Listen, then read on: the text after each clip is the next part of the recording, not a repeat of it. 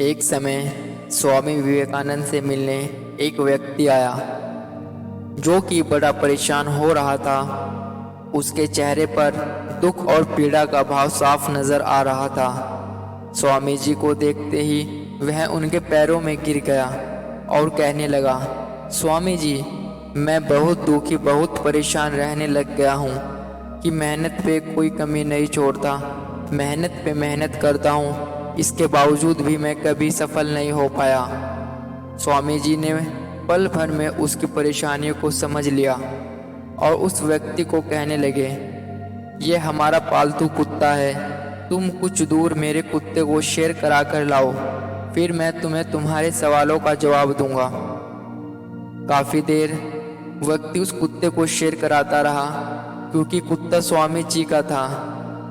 लिहाजा उसने इस बात का ध्यान रखा कि वह मन भर घूम ले।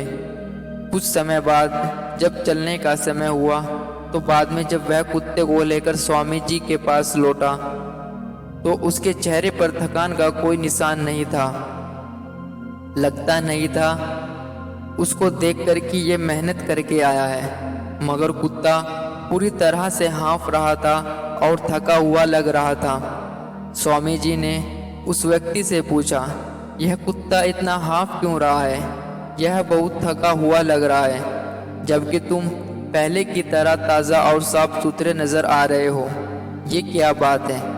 व्यक्ति ने जवाब दिया, स्वामी जी, मैं तो सीधा सीधा अपने रास्ते पर चल रहा था, लेकिन ये कुत्ता तो दौड़ता ही रहा, कभी यहाँ कभी वहाँ, कभी गलियों में कभी उस गलियों में कुत्तों के पीछे भागता था, फिर भागकर मेरे पास आता था। हम दोनों ने एक समान रास्ता तय किया, पर इसने मेरे से कहीं ज़्यादा दौड़ लगाई, इसलिए यह ज़्यादा थक गया। इसके बाद स्वामी जी मुस्कुराए और कहने लगे कि यही तुम्हारे प्रश्नों का जवाब है। व्यक्ति कहने लगा, स्वामी जी, वो कैसे कि तुम मंजिल पर सीधे जाने की बजाय दूसरों लोगों के पीछे भागते रहते हो, उसमें तुम्हारी काफ़ी ऊर्जा लगती है। रास्ता उतना ही तय होता है, पर तुम अपनी तरह थक जाते हो, पूरी तरह हाँफ जाते हो। स्वामी जी की ये बात सुनकर उसकी आंखें खुल आई। फिर उसने ऐसा ही किया और अपने मकसद में कामयाब हो गया।